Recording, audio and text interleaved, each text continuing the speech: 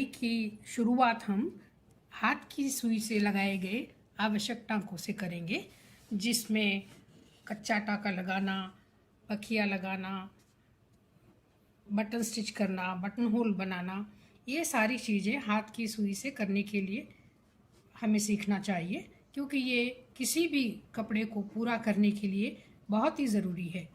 अगर हमें हाथ की सुई से सिलाई करना नहीं आएगा तो कोई भी कपड़ा पूरा नहीं हो सकेगा, उसको हम पहन नहीं सकेंगे। तो इस तरह से हमें बटन लगाना, बटन होल बनाना, हेमिंग तुरपाई करना आना पड़ेगा, जो कि हाथ की सुई से ही पूरे किए जाते हैं। सभी तरह के कपड़ों में ज़्यादा करके गले की पट्टियों पर तुरपाई की जाती है, हुक लगाया जाता है, हुक के लिए आई स्टिच की जाती है।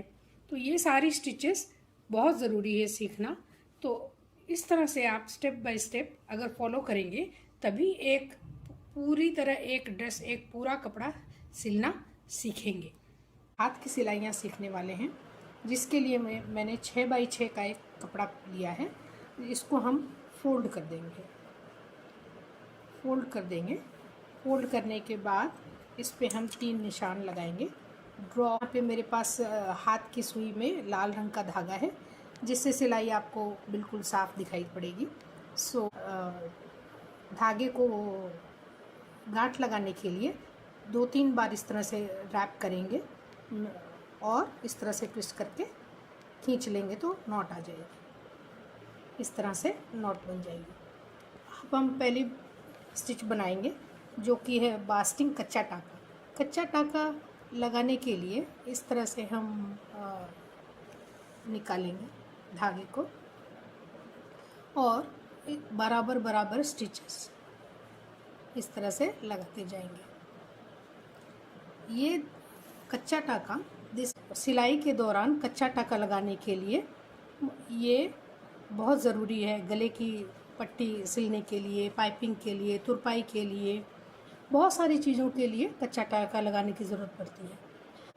ये एक टेम्पररी स्टिच है।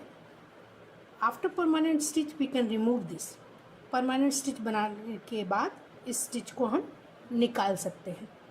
So this is type of basting stitch. कच्चा टाँका इसको बोलते हैं। Depends to end the stitches. I am taking this stitch last one. ये आखिरी बास्टिंग स्टिच बनाने के बाद हम सुई को रॉन्ग साइड में निकालेंगे।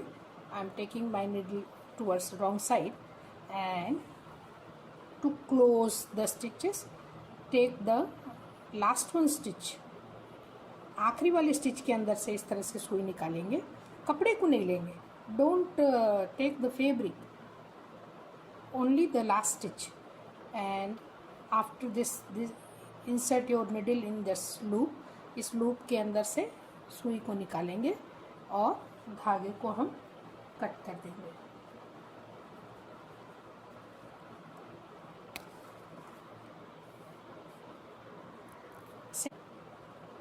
छोटे छोटे बिल्कुल बराबर टाँके, जिनको हम रनिंग स्टिच बोलते हैं, ये स्टिच एम्ब्रॉयडरी के भी काम आता है।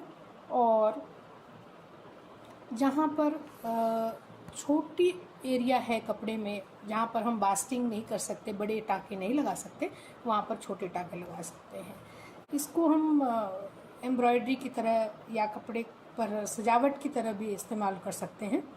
जैसे बंगाल का काथा वर्क एम्ब्रॉयडरी जो है, इसको रनिंग स्टिच बोलते हैं। Here I completed this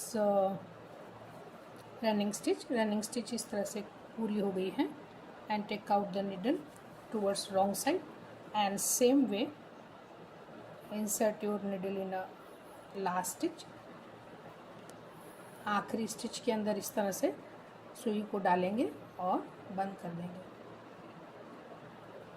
ये ख़त्म होने के बाद हम बनाएंगे बैक स्टिच। जहाँ पर मशीन की सिलाई नहीं पहुँच पाती, वहाँ पर हम बैक स्टिच कर सकते हैं, क्योंकि ये बहुत पक्की स्टिच होती है, बहुत परमानेंट स्टिच होती है। तो ये हम इस तरह से लेंगे, ये धागा जहाँ पर है जितना इस तरफ लेंगे उतना ही इस तरफ भी लेंगे। तो देखिए ये just see how I am taking, going back and coming forward. पीछे सुई को लेकर फिर आगे की तरफ बढ़ेंगे। Okay, then again same way, पीछे जाएंगे और आगे आएंगे। Take a stitch from the back and come forward.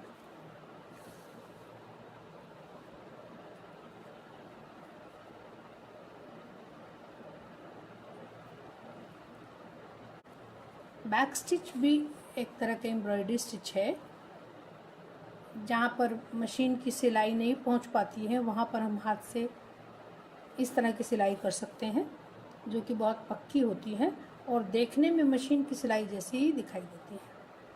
उल्टी तरफ से ये जो स्टिच है ये स्टेम स्टिच है, जो कि हाथ की सुई से जो कढ़ाई की जाती है उसके अंदर।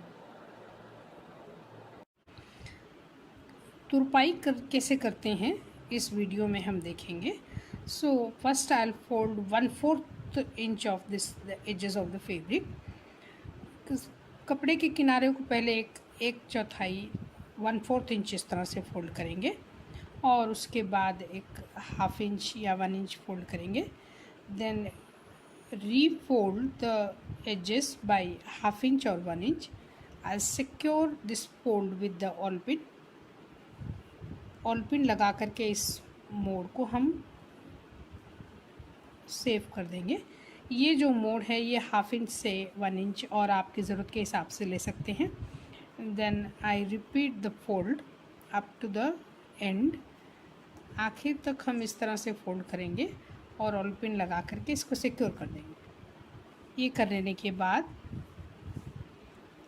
I have a single thread इस तरह से लेंगे और इस तरह से आप निकालेंगे सुई को इस तरह से, जहाँ पर फोल्ड है ठीक उसके नीचे ही, where my fold is just there only, I will insert the needle and take out the folded part of the fabric also.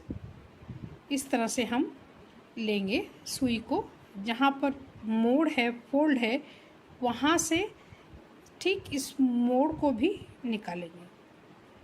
Check, इस तरह से निकालेंगे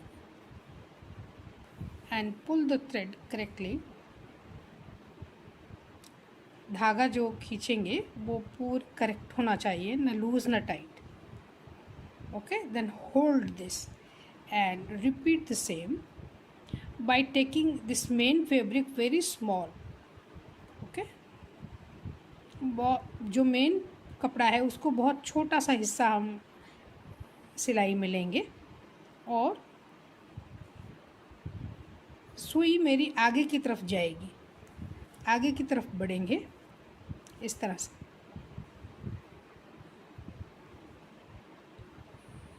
फिर से धागे को होल्ड कर लेंगे और इसी तरह से आगे बढ़ते जाएंगे। Repeat 2-3 stitches at a time you can take.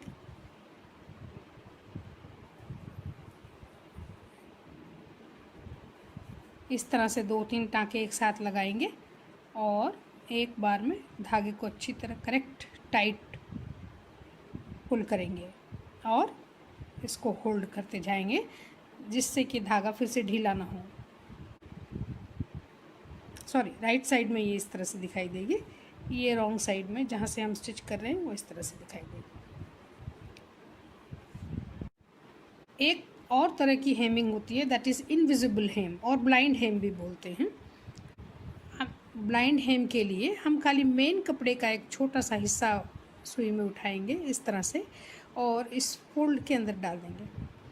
सिर्फ इस फोल्ड के साथ ही हम सुई को बाहर निकालेंगे। ये आप इसको रोक के देख सकते हैं कि मैं नीडल किस तरह से डाल रही हूँ और किस तरह से आ रहा है। ये इस तरह की जो तुरपाई है ज़्यादा करके जैकेट्स पर की जाती है या फिर ट्राउज़र पैंट के नीचे बॉटम में की जाती है. So this is your invisible hem, and from the other side it is over casting stitch बताने वाली हूँ.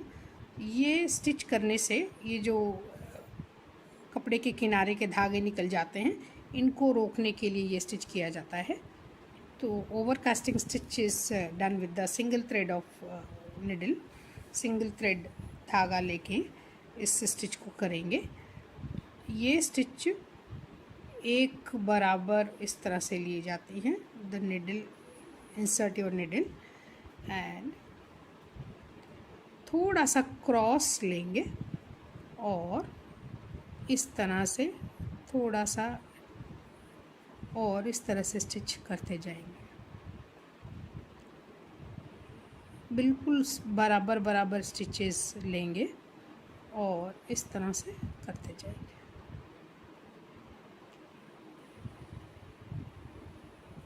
The pulling of the thread should be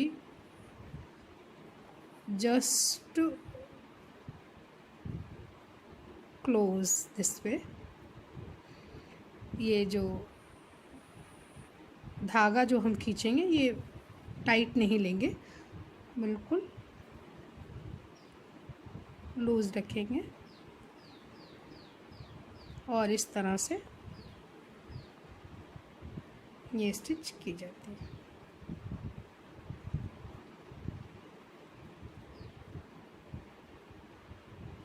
सो इसको हम ओवर कास्टिंग स्टिच बोलते हैं. ब्लैंकेट स्टिच जो है वो किसी मोटे कपड़े के इस तरह से रॉ एजेस को क्लोज करने के लिए, इसको धागे ना निकले इसके लिए किए जाते हैं. ये बहुत ही सुंदर स्टिच है और बहुत आसान भी. This is a very beautiful stitch, very pretty and easy also to stitch this blanket stitch. इस तरह से हम सुई को डालेंगे. This is a double strand of thread in the needle. Double धागा लेंगे, दोहरा धागा लेकर के इस तरह से हम डालेंगे और इस तरह से डाल लेने के बाद दूसरी स्टिच के लिए उस बिल्कुल बराबर हम एक दूरी निश्चित कर लेंगे, उस दूरी तक रखेंगे. We have to decide this distance between the two stitch will be similar. और इस तरह से डाल के जैसे ही हम ये डालेंगे, हमने इस लूप के अंदर से सुई को निकाल लेना है. We have to insert our needle in the loop and pull the thread. Okay, इसी तरह से हम रिपीट करते जाएंगे.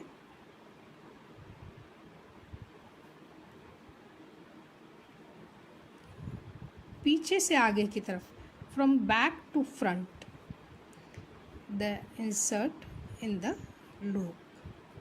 Same repeat. इसी तरह से हम इसको दोहराते जाएंगे. जैसे ही ये डालेंगे पीछे से आगे की तरफ, बैक टू फ्रंट, इस तरह से लेते जाएंगे.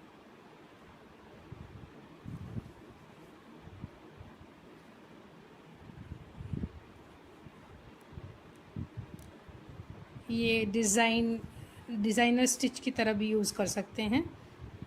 This is a type of designer stitch also. If the thread color we have to select as per the, so ये बहुत ही सुंदर स्टिच है और इसका पर्पस भी बहुत अच्छा है. इस तरह से हम ब्लैंकेट स्टिच बना सकते हैं. सो सी, इस तरह से ब्लैंकेट स्टिच दिखाई देगी. दोनों तरफ से एक जैसी दिखाई देती है ये. So both side the stitches are looking very pretty and the edges are also finished properly. These are the edges. Okay. So this is called blanket stitch.